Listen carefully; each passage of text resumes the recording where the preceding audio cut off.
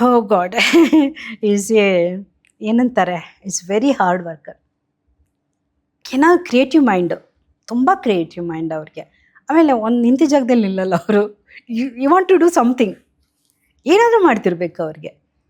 ಪುಸ್ತಕನೇ ಓದ್ತಾ ಇರ್ತಾರೆ. ನಾನು ಅನ್ನಿ ಪುಸ್ತಕ ಓದಿ ಇಷ್ಟ ಇಲ್ಲ ಅಂದರೆ ನೋ ನೋ ನೋ ಅನ್ನೋಷ್ಟರಲ್ಲಿ ಇನ್ನು ಬಂದು ಟ್ರಾಲಿ ಹೇಳಿರೋರು, ಇನ್ನೊಂದೆಲ್ಲ ಸ್ಕ್ರಿಪ್ಟಲ್ಲಿ ಏನೋ ಬರೀತಿರೋರು, ಎಲ್ಲದೆಲ್ಲ ಅಲ್ಲೇ ಬಂದುಬಿಟ್ಟು ಆ ಸೀನ್ನ ಎಷ್ಟು ಉದ್ದ ಹಿಂಗೆ ಬರೆದಿರ್ತಾರೋ ಅದನ್ನೆಲ್ಲ ಶಾರ್ಟ್ ಮಾಡಿಬಿಡೋರು, ಬೇಗ ಮುಗಿಸ್ಬಿಟ್ಟು ಇನ್ನೊಂದು ಕಡೆ ಹೋಗ್ಬೇಕು ಅವರು.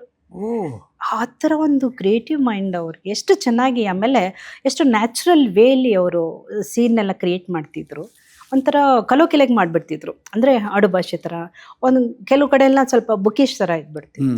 ಆ ಬುಕಿಶ್ನೆಲ್ಲ ಇವ್ರನ್ನ ಸರಿ Correction ಮಾಡಿ. ಮಾಡಿಬಿಟ್ಟು ಅದನ್ನೆಲ್ಲ ನಾನು ಕಲಿತೆ. ಆಮೇಲೆ ನಂದು ಸ್ವಲ್ಪ ಇದೆಲ್ಲ ನಮಗೆ ಎಕ್ಸ್ಪೀರಿಯನ್ಸ್ ಲೆಸನ್ಸು ಒಬ್ಬರಿಂದ ಶಂಕರ್ ಒಬ್ಬರಿಗೆ. ಅವರಿಂದ. ಎಸ್ ಎಸ್ ಅದನ್ನು ಹೇಗೆ ಡಯಲಾಗ್ ಡೆಲಿವರಿ ಮಾಡೋದು. ಆಮೇಲೆ ನನಗೆ ಅರ್ಥ ಆಯಿತು, ಕೆಲವೊಂದು ಕಡೆ ಎಲ್ಲ ನಾವು ಸ್ವಲ್ಪ ಬುಕಿಶ್ ಥರ ಹೋಗ್ತಿದ್ವಿ, ಅದನ್ನ ಹೆಂಗೆ ನಾವು ನಮ್ಮ ಕಲೋಕಿಲಾಗಿ ಮಾಡ್ಕೋಬೇಕು, ಆ ಥರದ್ದೆಲ್ಲ ಇವ್ರದ್ದೊಂದು ನೋಡಿ. ಸ್ವಾಮಿ ನಾವಿರೋದೇ ಹೀಗೆ, ಎಷ್ಟು ನ್ಯಾಚುರಲ್ ಆಗಿ ಅವರೆಲ್ಲ Correct. ಇದು ಹಾ, ಮಾಡ್ತಿದ್ರಲ್ಲ, ಹೌದೌದು. ಆ ಟೈಪಲ್ಲಿ ಇವ್ರದ್ದು ಪಿಕ್ಚರ್ಸ್ ಎಲ್ಲ ಅವರ ಜೊತೆ ಮಾಡ್ತಾರೆ. ಈಗ ಸಾಂಗ್ಲಿ ಅನ್ನೋದಲ್ಲೂ ಅಷ್ಟೆ, ಒಂದೊಂದು ಕೋರ್ಟ್ ಸೀನಲ್ಲಿ ಬಂದು ನಾನು ಕಾರ್ ಹತ್ಕೊಂಡು ಹೋಗ್ತೀನಿ, ಇವ್ರ ಕಾರ್ ತಗೊಂಡು ಹೋಗ್ಬಿಡ್ತೀನಿ.